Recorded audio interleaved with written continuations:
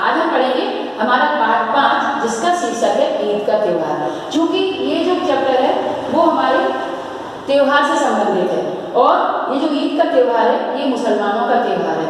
बच्चों, हमारा देश त्योहारों का देश है, तो हमारे देश में अलग अलग त्योहार मनाए जाते हैं। जैसे हिंदू अपना त्योहार मनाते हैं, सिख अपना मनाते हैं, मुस्लिम लोग अपना मनाते हैं। तो इस चैप्टर में केवल ईद के त्योहार के बारे में बताया गया है कि किस तरीके से ईद का त्योहार मनाया जाता है, कब मनाया जाता है, उसमें क्या क्या तैयारी की जाती है। और इस पाठ का उद्देश्य क्या है? हर त्योहार का एक उद्देश्य होता है मनाने का, वो हमारे अंदर एक प्रेम भाव को लाता है और एक आपसी भाईचारे की भावना को उत्पन्न करता है। यही इस पाठ का भी उद्देश्य है। फिर इसके बाद हमें कठिन शब्दों को पढ़ना है ध्यान से, ताकि हम जब इस चैप्टर को पढ़ें तो उसमें हमें आसानी हो, हम बिना अटके इस चैप्टर को अच्छे से पढ़ सकें। बाकी का जो भाग है वो हम अपनी पुस्तक से पढ़ेंगे। बच्चों, आज हम जो चैप्टर शुरू कर रहे हैं वो है पाठ 5 ईद का त्योहार। तो इस चैप्टर को रीड करने से पहले हमें इसमें दिए हुए कठिन शब्दों को पढ़ना है, ताकि हम अपने चैप्टर को आसानी से रीड कर सकें। तो देखिए किस तरीके से मैं पढ़ रही हूँ, आप ध्यान दीजिएगा। पहला है ईदगाह, पंक्ति, नमाज, ईद उल फितर, रोज़ा, बुत, दुआ। अब इस चैप्टर को मैं रीड करती हूँ, आप ध्यान दीजिएगा। आज ईद का त्योहार है, छोटे बड़े सभी ईदगाह जाने की तैयारी कर रहे हैं। बच्चे बहुत खुश हैं, सबसे अधिक उत्साह उन्हें मेला देखने का है। मेले में खर्च करने के लिए उन्हें पैसे मिले हैं, जिसे ईदी कहते हैं। ईदी के पैसों से वे खिलौने, मिठाइयाँ और गुब्बारे खरीदेंगे। अब्दुल भी आज बहुत प्रसन्न है। उसके पिता ने उसके लिए नया कुर्ता, पायजामा और टोपी खरीदी है। नहा धोकर वह भी ईदगाह जाने की तैयारी कर रहा है। उसकी बहन सलमा ने भी नया सलवार और कुर्ता पहना है। वह गोटे वाली चुन्नी ओढ़कर बहुत खुश है। लोगों की टोली ईदगाह की तरफ निकल पड़ी है। बच्चे उछलते कूदते, हंसते खेलते जा रहे हैं। सब लोग ईदगाह पहुंच गए हैं। वहाँ सभी ने पंक्ति बनाकर नमाज पढ़ी। नमाज पढ़ते समय सब एक साथ झुकते हैं। सभी घुटनों के बल बैठ जाते हैं और हाथ उठाकर खुदा से दुआ मांगते हैं। नमाज समाप्त होने पर सभी एक दूसरे के गले मिलते हैं और ईद मुबारक कहते हैं। ईदगाह के बाहर मेला लगा हुआ है। मिठाइयों और खिलौनों की दुकानें सजी हैं। अब्दुल के पिता ने बच्चों के लिए मिठाइयाँ खरीदी। खिलौनों की दुकान से अब्दुल ने अपने लिए कार खरीदी। सलमा के लिए नाचने वाला भालू भी खरीदा। सभी घर लौट आए। आज घर घर में मीठी सेवइयाँ बनी हैं। सभी सेवइयाँ खाते हैं और एक दूसरे को ईद मुबारक कहते हैं। इस ईद का नाम है ईद उल फितर, पर सब इसे मीठी ईद कहते हैं, क्योंकि इस दिन मीठी सेवइयाँ बनाई जाती हैं। शाम को मोहन और विक्टर अब्दुल के घर ईद मुबारक कहने आए। अब्दुल की अम्मी ने उन्हें मीठी सेवइयाँ खाने को दी। ईद मुसलमानों का त्यौहार है। वे इसे बड़ी धूमधाम से मनाते हैं। रमज़ान के पूरे 30 रोज़ों के बाद यह त्यौहार आता है। रमज़ान में लोग व्रत रखते हैं, इसे रोज़ा रखना कहते हैं। रोज़ों के 30 दिन के बाद ईद का चाँद दिखाई देता है, उसके दूसरे दिन ईद मनाई जाती है। तो बच्चों, इस तरीके से मैंने आपको इस चैप्टर को रीड करके बताया है। अब मैं इस चैप्टर को आपको समझाती हूँ, ध्यान दीजिएगा।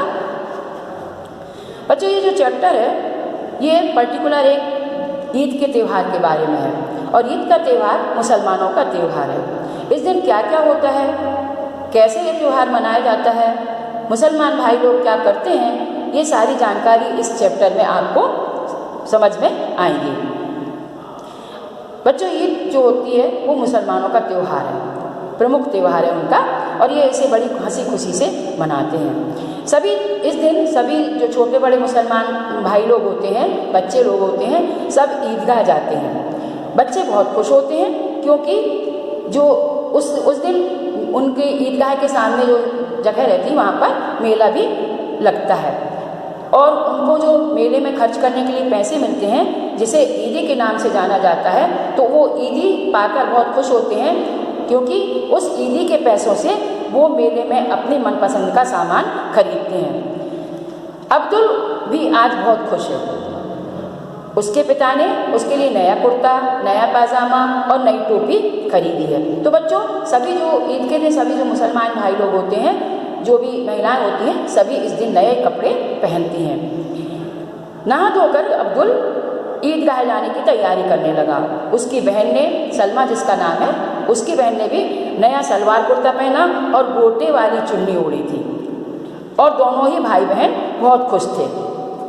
अब क्या हुआ कि सारे लोग टोली बनाकर, मतलब दल बनाकर, अपने अपने सखा जो दोस्त होते ना, साथी, उनके साथ ईदगाह की तरफ चल पड़े।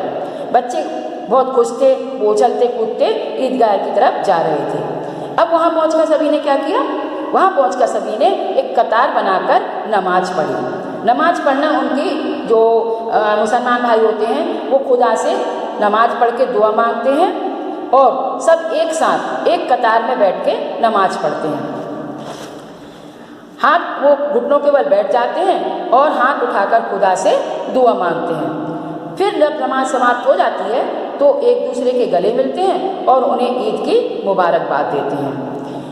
बच्चों, यहाँ पर जो ईदगाह है उसके बाहर मेला लगा हुआ था, तो वहाँ पर बहुत सारी दुकानें थी। आपने मेला देखा होगा, मेले में बहुत सारी दुकानें होती हैं, खिलौने होते हैं, मिठाइयों की दुकान होती है, सर्कस होता है। तो यहाँ पर भी मिठाइयों की दुकानें सजी थी, खिलौनों की दुकानें सजी थी। तो अब्दुल के जो पिता थे, उन्होंने अपने बच्चों के लिए मेले से मिठाइयाँ खरीदी और खिलौनों की दुकान से अब्दुल ने अपने लिए कार खरीदी। सलमा के लिए नाचने वाला भालू खरीदा, जिसमें चाबी भर दी जाती है ना, और वो नाचता है, इस प्रकार के खिलौने होते हैं। तो सलमा के लिए अब्दुल ने नाचने वाला भालू खरीदा। अब सब लोग घर लौट आए। मेला देखने के बाद सब लोग अपने अपने घर आ गए। आज सबके घरों में मीठी सेवइयाँ बनी थी, क्योंकि इसे मीठी ईद के नाम से भी जाना जाता है और इस ईद का नाम है ईद उल फितर।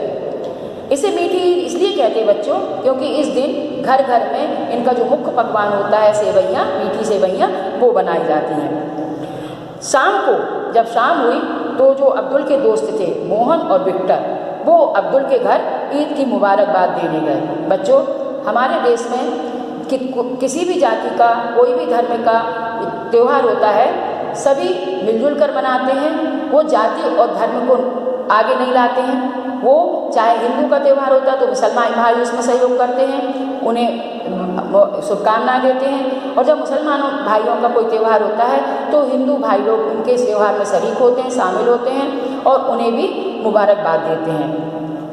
तो शाम को मोहन और विक्टर ने भी अब्दुल के घर जाकर उसे ईद की मुबारकबाद दी और अब्दुल की अम्मी ने उन्हें मीठी सेवइयाँ खाने को दी। जैसा कि मैंने पहले बताया कि ईद मुसलमानों का त्यौहार है, ये उसे बड़ी धूमधाम से मनाते हैं। और ईद कब मनाई जाती है बच्चों? रमज़ान का एक जो महीना होता है, ईद आने के पहले जो रमज़ान का महीना होता है, वो पवित्र महीना माना जाता है। मुसलमानों के लिए ये बहुत पवित्र महीना होता है, बहुत पाक महीना होता है। इस पूरे महीने में मुसलमान लोग रोज़ा रखते हैं। रोज़ा रखना यानी व्रत रखना, जैसे हम लोग व्रत रखते हैं हिंदू लोग, ऐसे ही मुसलमान भाई भी रोज़ा रखते हैं पूरे 30 दिन का।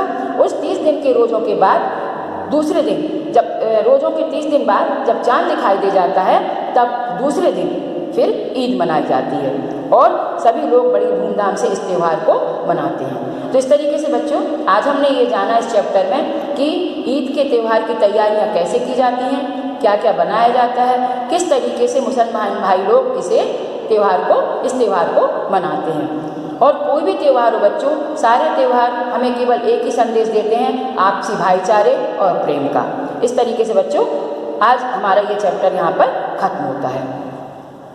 समझने के बाद हमने ये जाना कि ईद का त्यौहार कैसे मनाते हैं, इसे मीठी ईद क्यों कहा जाता है और इस पर जो मुख्य पकवान बनता है इनका, वो क्या होता है। तो इस बारे में मैंने आपको सारी जानकारी दे दी है और इसका मुख्य उद्देश्य भी क्या है। त्यौहार को मनाने का उद्देश्य होता है आपसी भाईचारे और प्रेम के साथ रहना।